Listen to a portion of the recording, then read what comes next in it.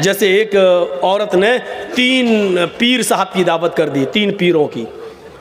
अब खिचड़ी पकाई, पेट ख़राब था, क्या था अल्लाह जाने, तो बीच में घी डाल दिया, खिचड़ी गरम, घी पिघल गया। अब तीनों मौलवी चाहने लगे पीर ये घी मेरे पास आ जाए, इससे पहले फारिग हो जाइए। और खाना इसलिए का खा लो क्योंकि कुछ पेटू लोग ऐसे होते हैं जिनका दिमाग हर वक्त तक खाने में लगा रहता है। शादी में बारात अगर 7 बजे 8 बजे जा रही है शाम में, तो दोपहर का खाना नहीं खाते बहुत से लोग, शादी में ही खाएंगे। दोपहर से भूखे रहते हैं कि शादी में ही खाएंगे, और शादी में ऐसे टूटते हैं कि फजर से पहले फिर उनको लूज मोशन हो जाता है। कुछ ऐसे होते हैं लोग, कुछ ऐसे होते हैं। हमने हर जगह सीरत तैयबा को छोड़ दिया है। अल्लाह के नबी सल्लल्लाहु अलैहि वसल्लम चाहे कितनी उम्दा चीज़ हो, चाहे कितनी अच्छी चीज़ हो, आप अपने पेट भर के कभी नहीं खाते थे। पेट का कुछ हिस्सा उसको खाली रखते थे। पेट का कुछ हिस्सा अल्लाह के नबी खाली रखा करते थे, खाली खाली। हम तो पूरा हिस्सा भर लेते हैं, इतना भर लेते हैं कि और भी कोई, अगर कोई, हम एक ऐसे मौलाना को जानते हैं, नाम नहीं लूँगा, तकरीर अभी हमारे साथ अगर बैठ के खाना खा ले तो तकरीर करने के बाद 1 घंटे के बाद खिलाओ तो फिर उतना खा लेगा जितना खा के आया है। हम आज भी एक ऐसे मौलाना को जानते हैं जो जलसे में 1.5 देता है तो ये शर्त लगा देता है कि 1 किलो फ्राई मछली भी होनी चाहिए खाने में, और एक बार उसको फ्राई मछली नहीं मिल पाई तो उसने 3 साल जलसे का 1.5 नहीं दिया था वहाँ।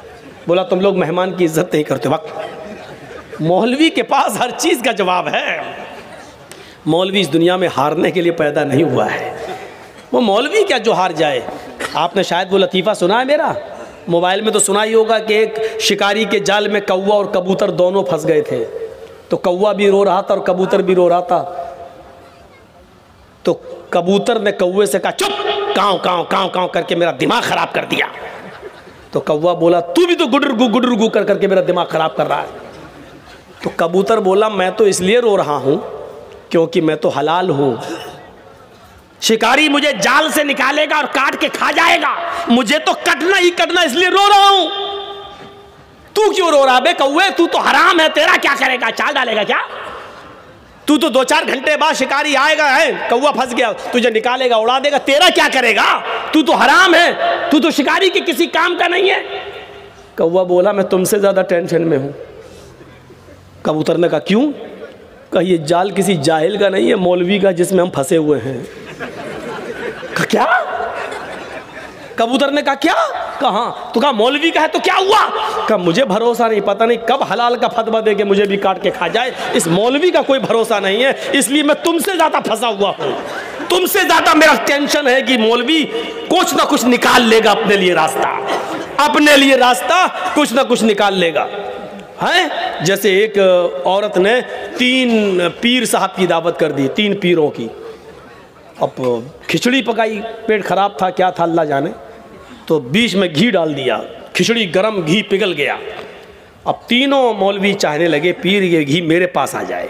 वो सोचता मेरे पास आ जाए, तीसरा सोचता मेरे पास चला जाए। तो पहले पीर ने फ़ौरन उंगली डाली खिचड़ी में और ऐसे लाइन खींच दी और कहा अल्लाह फरमाता तजरी मिन तहती अल अनहार, जन्नत में दूध की नहर ऐसे बह रही होगी। देखा जन्नत में दूध की नहर कैसे बहेगी, खिचड़ी में उंगली डाल के और खींच ली अपनी तरफ, और पिघला हुआ घी सब उसकी तरफ चला गया।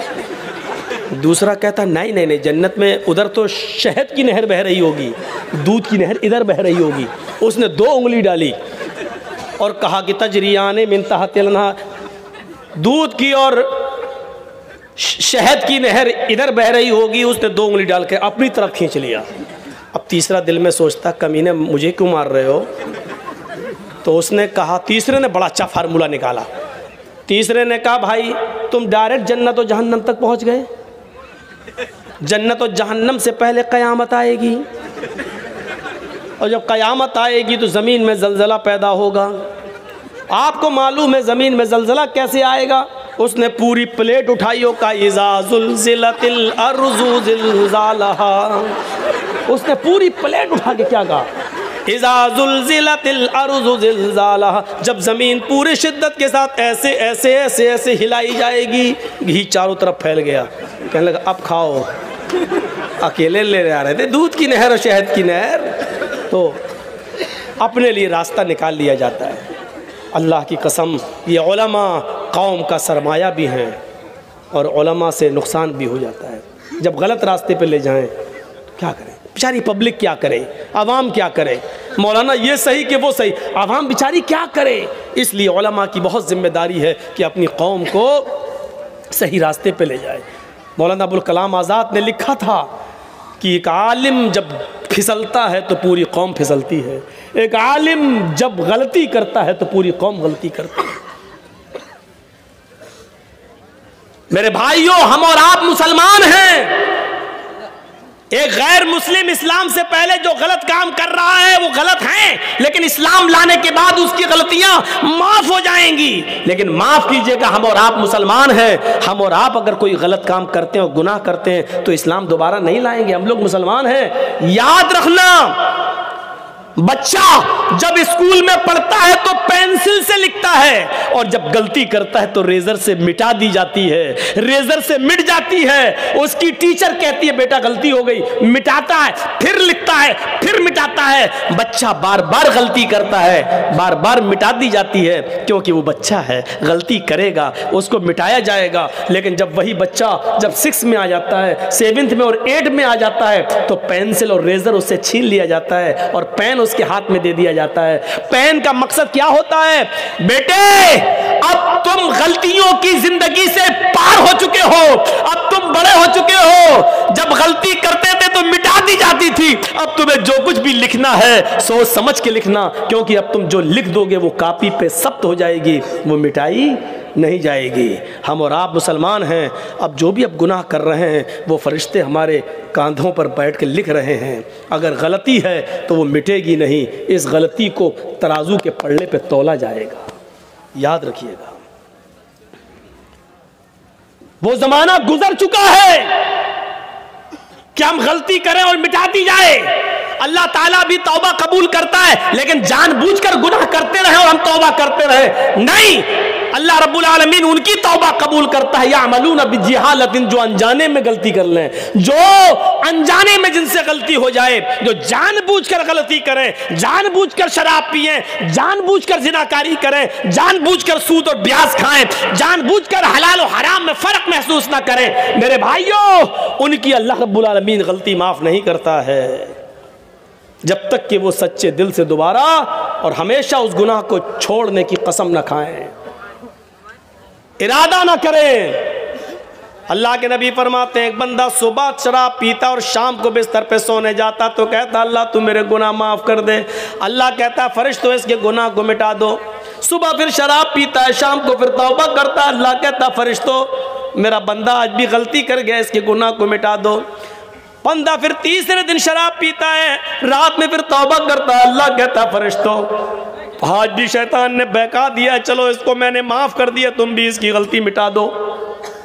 चौथे दिन जब बंदा शराब पीता है और जब वो बिस्तर पे सोने जाता है और ईशा की नमाज के बाद दुआ करता है अल्लाह मेरे गुनाह को माफ कर दे, ऊपर से आवाज आती है फरिश्तों अब मेरे बंदे के गुनाह को मत मिटाना, इसने मेरी गफूर रहमियत का, इसने मेरे रहमो करम का नाजायज फायदा उठाया है, इसने मुझे रहमान और रहीम होने का मेरे नाजायज फायदा उठाया है। फरिश्तों अब इसके गुनाह को मत मिटाना, अब लिखा रहने देना, जब तक कि ये मुस्तकिल सिद्क दिल से हमेशा के लिए जिंदगी भर के लिए शराब छोड़ने का आज़्म मुसम्मम न करे, तब तक मैं इसको माफ नहीं करूंगा। हम जानबूझ के गलतियों पे गलती करते चले जा रहे हैं, नहीं चलेगा। हम जिस इस्लाम के अंदर हैं मेरे प्यारे साथियों, उस इस्लाम का मिजाज बहुत अलग है। जो हम चाहें, जो हमारी मर्जी, वो इस्लाम नहीं है। या अय्युहल्लज़ीना आमनुदखुलू फिस्सिल्मि काफ़ा, ईमान वालो तुम इस्लाम के अंदर पूरे के पूरे दाखिल हो जाओ। ये मान लो एक पोल है, बिजली का पोल, बिजली का खंबा, और इसी के बगल में आम का एक पेड़ लगा हुआ है। अचानक आंधी आती है, हवा चलती है और आम के चंद पत्ते, आम के पेड़ से चंद पत्ते, 25-30 पत्ते टूटकर बिजली के पोल पे चिपक जाते हैं, चिपके हुए हैं। अब उस बिजली के पोल को आप क्या कहोगे जिस पर आम के 20-25 पत्ते चिपके हुए हैं? क्या आप उसको आम का दरख्त कहोगे? नहीं कह सकते हो। ये बिजली का पोल है, हवा चली, आम के पेड़ से कुछ पत्ते टूटे और बिजली के खंबे पे चिपक गए, तो क्या आप इस बिजली के खंबे को आम का पेड़ कहोगे? क्यों नहीं कहोगे? उस पर तो आम के पत्ते लगे हैं, नहीं कहोगे। नहीं, जर्जी साहब तो कह रहे हैं आम का पेड़ है, तो आप कहोगे जर्जी साहब को रांची ले जाओ, एक पागल खाने में भर्ती करो। बंगाल में पागल खाना कहाँ हमें मालूम नहीं, इसलिए रांची का नाम ले दिया। आपके यहाँ कहीं है मशहूर पागल खाना बंगाल में? रांची है ना। तो बंगाल के लोग माशाल्लाह अक्लमंद हैं। बंगाल के लोगों की अक्लमंदी तो मैंने उसी वक्त समझ ली थी जब काउंटिंग में सुना कि ममता को 213 सीटें मिल गई। उसी वक्त मैं समझ गया कि वाह बंगाल वालों, यूपी वालों को तुमसे अक्ल सीखना चाहिए। यही यूपी के लोगों में, मुसलमानों में नहीं, यूपी के तमाम लोगों में यही अगर अक्लमंदी आ जाए तो इंशाअल्लाह मामला है। हम तो ये कहते हैं कि अल्लाह ये देश की बागडोर उसके हाथ में आए। ये दुआ भी मीडिया वालों को हजम नहीं होती है। जब हम ये दुआ करते हैं कि अल्लाह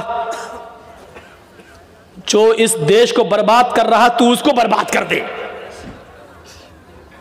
तो उस पर भी जल्दी से लोग जल्दी निकल क्या कर? अरे भाई तुम कहते हो कि सब कुछ हम देश के लिए कर रहे हैं तो बोलो ना आमीन, बोलो। मौलाना जर्जीस की ये दुआ भी उनको कबूल नहीं है। आपने ये दुआ क्यों की फला जगह?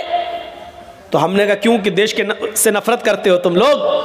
बोलो जो इस देश के साथ गद्दारी कर रहा है। अल्लाह रब्बुल आलमीन से ये दुआ कीजिए, आप भी इस स्टेज के नीचे बैठे हैं बंगाल की सरजमीन पर, ये दुआ कीजिए कि अल्लाह इस हमारे मुल्क की हिफाजत फरमा, इस देश की हिफाजत फरमा। हिंदू मुसलमान सिख ईसाई सब लोगों ने मिलकर इस देश को आजाद कराया है। आरएसएस का एक भी आदमी नहीं मरा है इस लड़ाई में, एक भी नहीं, एक भी नहीं। ये देश आरएसएस और उनके बाप का नहीं है, ये देश हिंदू मुसलमान सिख और ईसाइयों का है। हमने कुर्बानियां दी हैं, इसलिए इस पर यह दुआ करो कि अल्लाह हमारे इस मुल्क की हिफाजत फरमा। और यह भी दुआ करो जिसको बुरा लगे लगता रहे, यह भी दुआ करो कि अल्लाह जो हमारे इस देश को तोड़ रहा है तो उसको तोड़ दे। अल्लाह जो हमारे इस देश के टुकड़े कर रहा है तो उसके टुकड़े कर दे। अल्लाह जो हमारे इस देश को बर्बाद कर रहा है तो उसको बर्बाद कर दे। हमें मालूम है कि मिर्च सबसे ज्यादा किसको लगेगी, हमें मालूम है। खत का मजमू भाप लेता हूं लिफाफा देखकर। हमें मालूम है, धुआं देखकर हम अंदाजा लगा लेते हैं कि कितनी आग लगी है। हमें मालूम है कि देश के टुकड़े कौन कर रहा है, देश को कौन बेच रहा है, देश के साथ फसाद कौन फैलाना चाहता है इस देश में, हिंदू मुस्लिम सिख ईसाई भाईचारा कौन खत्म करना चाहता है, ये सब हमारे सामने है। इसलिए भी दुआ करो क्या अल्लाह इस मुल्क में हिंदू मुस्लिम सिख ईसाई हमेशा भाई भाई बनकर रहे हैं। अल्लाह हम सबको आपस में भाई भाई बनकर रहने की तौफीक अता फरमा। मेरे भाइयों, यकजहती बहुत ज़रूरी होती है, इत्तेफाक बहुत ज़रूरी होता है। तो बिजली के खंबे को आप 10, 15, 20 पत्ते आम के चिपक जाने से बिजली का खंबा नहीं कह सकते। क्यों नहीं कह सकते? क्योंकि बिजली का खंबा अपने जड़ से आम नहीं है। तो जब चंद पत्ते बिजली के खंबे को बिजली का खंबा नहीं कहलवा सकते, तो हमारी चंद नमाजें, हमारे चंद रोजे हमें मुसलमान कैसे कहलवा सकते हैं? बिजली का खंबा तभी कहलाएगा, बिजली का खंबा तभी बिजली का खंबा कहलाएगा जब वो अपने जड़ में आम का पेड़ उस वक्त कहलाएगा जब वो अपने जड़ में आम हो, अपनी शाखाओं में आम हो, अपने पत्तों में आम हो और अपने फल में भी आम हो। उसी तरीके से एक मुसलमान उस वक्त मुसलमान कहलाएगा जब उसकी जड़ इस्लामी हो, उसकी शाखा इस्लामी हो, उसका उठना बैठना इस्लामी हो, उसका चलना फिरना इस्लामी हो, उसका खाना पीना इस्लामी हो, उसका शादी ब्याह इस्लामी हो, उसका रहन सहन इस्लामी हो। हमारा ये सब कुछ इस्लामी नहीं है तो हम मुसलमान कैसे कहला सकते हैं? इसलिए कुरान ने कहा है या अय्युहल्लज़ीना आमनुदखुलू फिस्सिल्मि काफ़ा, ईमान वालों तुम इस्लाम के अंदर पूरे के पूरे दाखिल हो जाओ। पूरे के पूरे हमें दाखिल होना है।